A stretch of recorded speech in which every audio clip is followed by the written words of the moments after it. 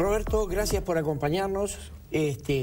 Vos debes ser pitoniza, ¿no? Tener la bola de cristal, porque poder escribir y mantener vigencia en este país donde la previsibilidad es casi inexistente, es ser mago además de escritor, ¿no?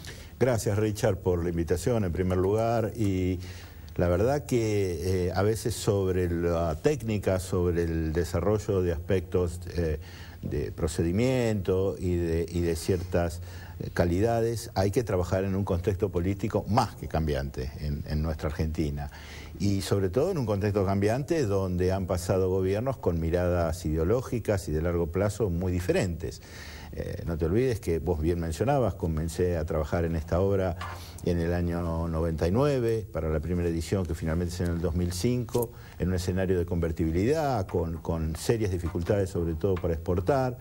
Luego esto se va solucionando y se va ingresando en un periodo de una gran inserción en el mundo, con la posibilidad de un tipo de cambio competitivo, y bueno, ahora ingresamos en otro periodo de dificultades en la importación considerables, con toda una serie de restricciones que dificultan mucho la importación de productos y necesariamente también la exportación, porque quien importa exporta y viceversa. Además, ya decía, falta de previsibilidad que derrumba cualquier tipo de inversión que vos querés hacer. Sí. En el libro se menciona la entrevista que yo le hice a Remeslenikov. Yo a Remeslenikov lo entrevisté y le digo: Remes, me dijeron que usted iba a ser ministro de Economía. Me dijo: yo no, nada que ver. Le digo, pero vamos a hacer futurología. Usted va a ser ministro, como fue pocos días después de la entrevista. Usted tiene que optar por mantener la convertibilidad un poco ampliada, devaluar o especificar. No, cualquiera de las dos cosas, menos devaluar, porque devaluación sería terrible. A la semana de estar sentado en el sillón del ministro, devaluó. Es decir, que nada te permite prever, por más seriedad que tengan los funcionarios. Los funcionarios se van adecuando a las coyunturas y lo que hoy dicen que va a ser imposible, mañana es absolutamente posible. Sí, sobre todo cuando hay ejemplos en otro sentido en el mundo, que incluso también trabajan a veces con medidas cambiantes. Pero, por ejemplo, en el caso de Australia, que es un país donde sabemos que se exporta e importa con todo el mundo, también están en este momento en una ola de proteccionismo. Pero me decían los australianos que ellos hacen fundamental hincapié en la transparencia de las normas, que cuando tienen que sacar una norma que restringe algún tipo de operación, con mucha anticipación la publican para que todo el sector productivo se adapte. Y justamente es lo contrario de acá. Acá no solamente sale pocos momentos antes de su aplicación, sino que al cabo de un mes vuelve a variar y así sucesivamente. Entonces la imprevisibilidad torna muy difícil desarrollos, sobre todo de exportaciones a largo plazo. Si me permitís, yo voy a mostrar el libro, si me lo podés tomar, que el libro se llama Panorama del Comercio Exterior, pero va mucho más allá del panorama del comercio exterior, porque tocas todos los temas, inclusive el agua. Correcto. Es que va a ser un elemento codiciado en todo el mundo, ¿no? Correcto. Y nosotros tenemos una de las reservas más importantes. La estrategia en los negocios, el medio ambiente, correcto, la contaminación, en correcto, fin. O sea que realmente para funcionarios, empresarios, este es un libro de consulta, ¿no? Y que además le permite ubicarse en la historia, porque haber pasado por tantos correcto gobiernos es ir transitando por todas las situaciones imaginables. Correcto, sí, es un libro que está en su tercera edición, ampliado, actualizado a fin del 2012, donde la idea es una mirada estratégica y al mismo tiempo técnicas de comercio exterior. Y la mirada estratégica comprende otros rubros que antes no entraban dentro de lo que es el comercio exterior. Por ejemplo, los recursos naturales y cómo se están convirtiendo ya en elementos de venta. El agua, por supuesto, pero también también, por ejemplo, los biocombustibles, que también están tratados en el libro, y cómo esto se debe hacer en forma racional, porque si no nos vamos a quedar sin el recurso, o vamos a tener un impacto, en el caso de los biocombustibles, en los alimentos, como pasó en el año 2008, desmesurado, algo que por un lado genera un buen negocio, por otro lado encarece notablemente los precios de los alimentos. Y además, por supuesto, muchas técnicas de comercio exterior, porque lo que hablábamos antes justamente tiene que ver con esto. No es sencillo exportar, no es sencillo importar, es una rutina que hay que aprenderla, y cuando uno la aprende, después es muy difícil, si te cambian la norma, volver a entrar en esa cadena de ventas al exterior. El mercado internacional tiene sus reglas, y esas reglas varían, pero lo van haciendo en forma muy paulatina.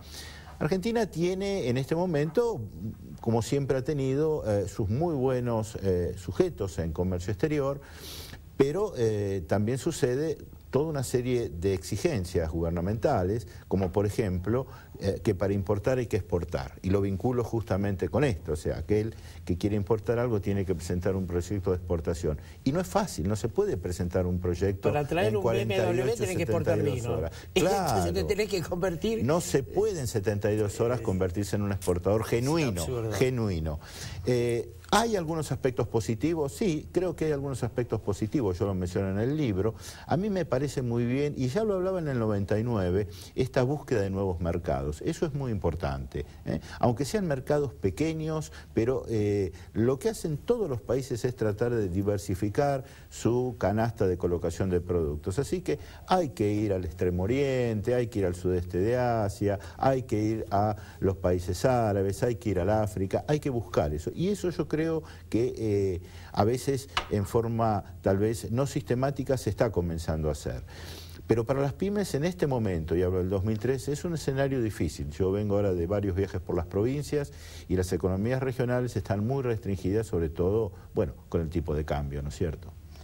El tipo de cambio debe estar volteando las posibilidades, es decir, mercados ganados que se caen, y mercados que se podrían ganar que no se pueden cerrar. Sí, hoy realmente es una restricción muy importante. Bueno, forma parte de un conjunto de medidas que hacen a otro tipo de políticas, pero esperemos que esto, aunque sea paulatinamente, vaya cambiando. De hecho, una de las principales pautas de este gobierno, incluso el gobierno de Néstor Kirchner, era un fuerte apoyo a la ciencia y la tecnología y al desarrollo de las exportaciones, pero estas medidas parece que no van en esa dirección. En el 2001, vos escribías sobre la necesidad de un ministerio, es decir, un organismo, decías, de ciencia y tecnología, y aplicar la innovación a las exportaciones. Exactamente. Bueno, el ministerio existe y se creó.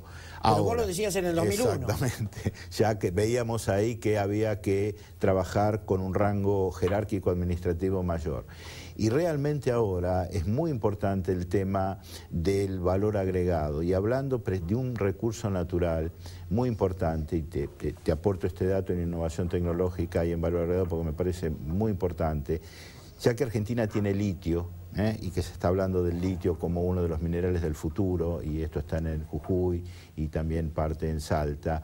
Bueno, no solamente empecemos a pensar en exportar el litio como materia prima, sino ¿por qué no desarrollar empresas que también hagan las baterías en el país y exportemos esas baterías u otro tipo de aplicaciones y que el valor agregado quede en el país? Porque si no va a pasar lo que ya se está posicionando en el mundo, que es que grandes potencias como China, como Japón, incluso Corea, van a venir, nos van a comprar el litio, le van a agregar el valor en sus países y el gran negocio lo van a hacer ellos. Bueno, eso es data de muchos años. Vos te acordás que los ingleses compraban el té a granel, lo convertían en té inglés y nosotros lo comprábamos como té inglés. Y el té era de misiones, exactamente, ¿no? Y hoy el gran desafío pasa por allí, pasa por aplicar toda una serie de know-how, de conocimientos, incluso de equipos que Argentina tiene, le falta organización para empezar a encontrar en aquellos mercados donde los necesitan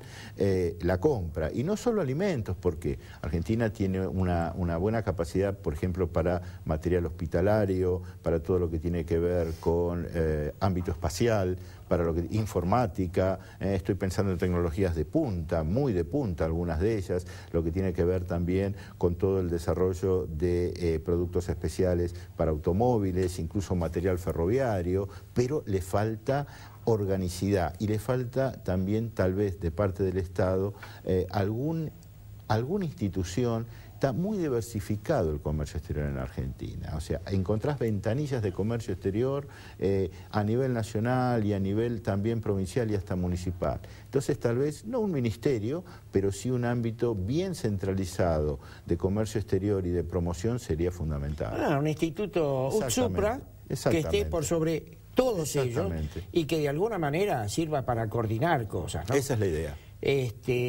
Pero bueno, estamos pidiendo algo que... estamos pidiendo orden, racionalidad, previsibilidad, planificar.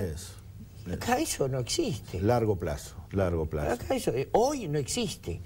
Hoy, como vos decías, te levantás a la mañana y te encontrás que te cambiaron todas las reglas de juego. Eso es quizás lo más grave, porque hablaba con gente de la Cámara de Importadores también, donde precisamente hacían hincapié en eso. Nosotros nos adaptamos, me decía. Hemos pasado por todo tipo de cambios y todo tipo de gobiernos, pero necesitamos conocer con anticipación y que después no nos cambien nuevamente la regla de juego para que volver hacia atrás y de nuevo tener que hacer otra transformación.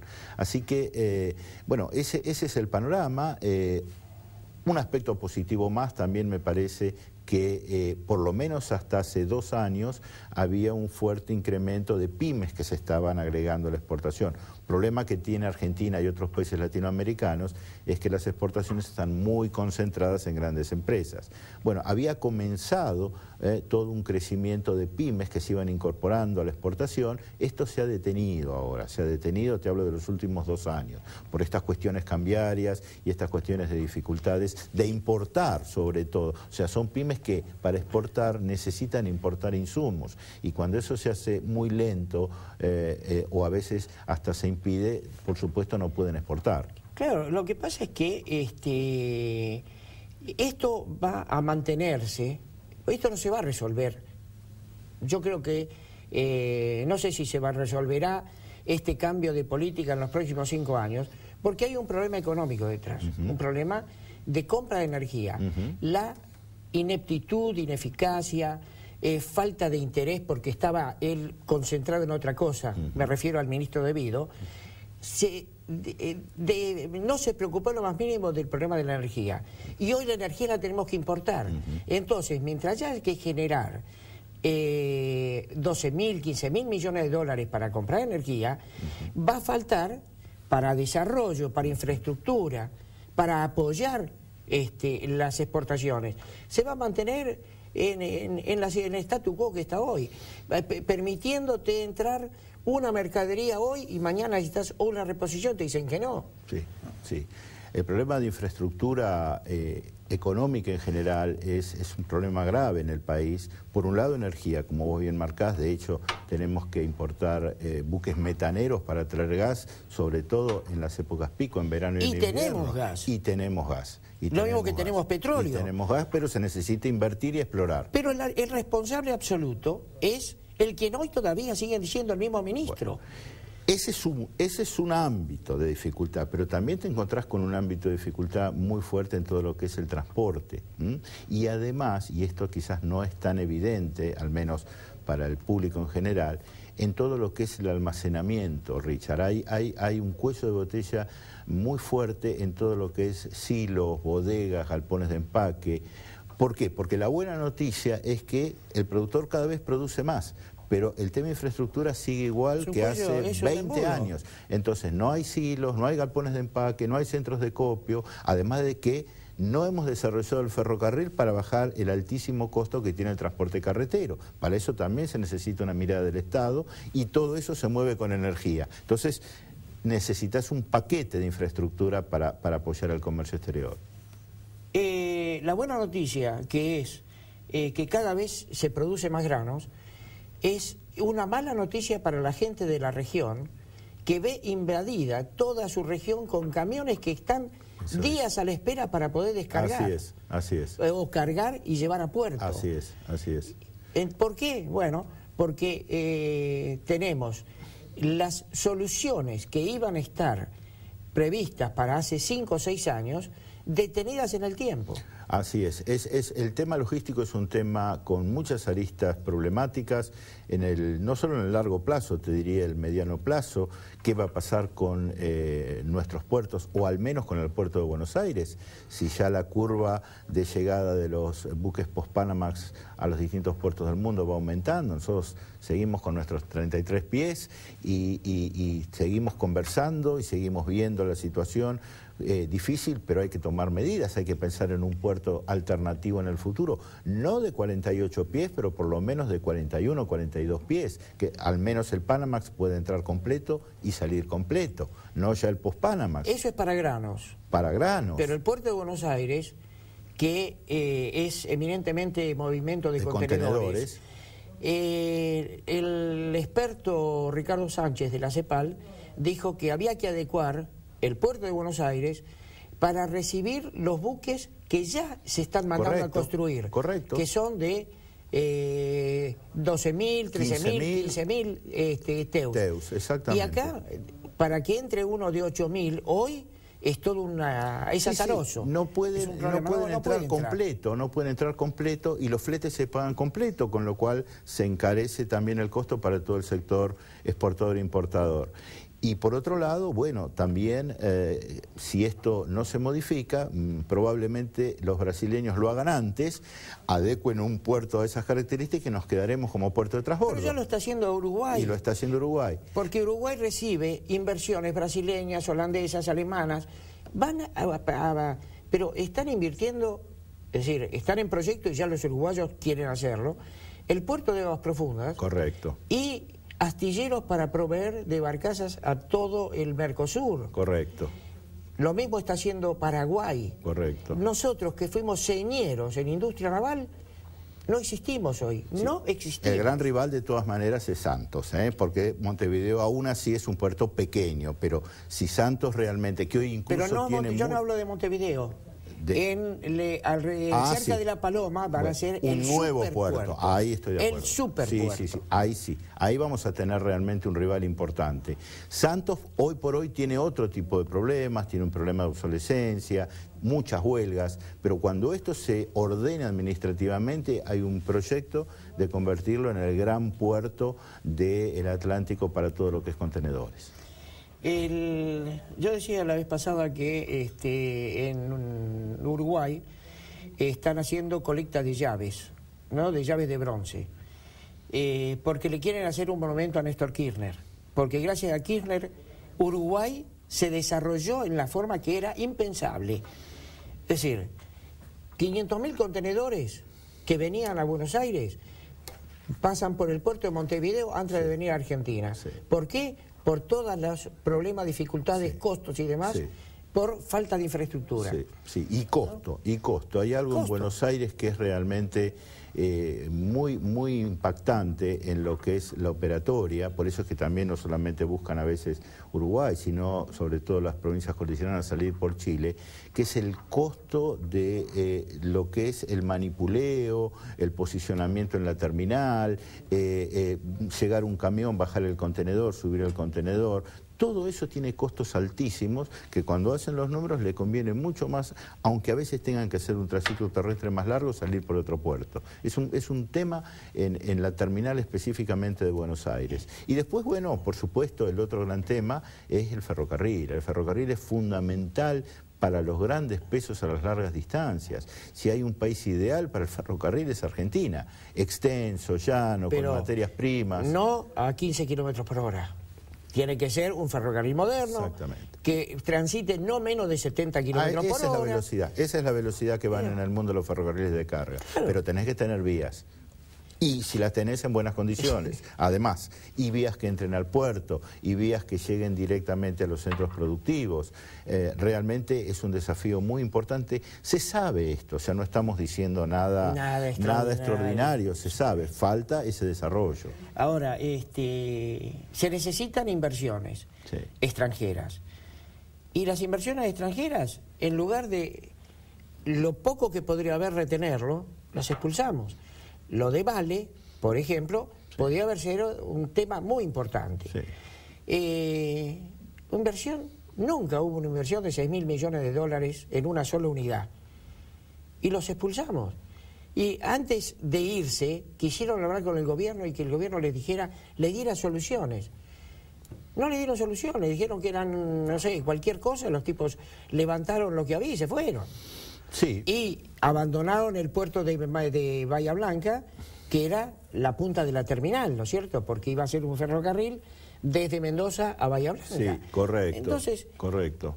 Realmente estamos esperando inversiones extranjeras en este ámbito, en especial chinas, que han hecho un compromiso muy fuerte, tanto en Brasil como en Argentina, pero aún así, más allá del compromiso y más allá de los acuerdos firmados, se necesita esta seguridad y esta continuidad en el tiempo y de alguna manera la posibilidad también de que les permitan trabajar con personal que ellos elijan, con lo cual hay todo un tema vinculado a los sindicatos no menor también en ese aspecto, y que haya una clara definición, que es lo que no se definió en los 90, quién debe invertir en la vía. Ese es el tema de fondo. Eso en los 90 quedó en una bruma. Los concesionarios trabajaron sobre el material rodante, sobre las señales, y el Estado no avanzó en esa definición.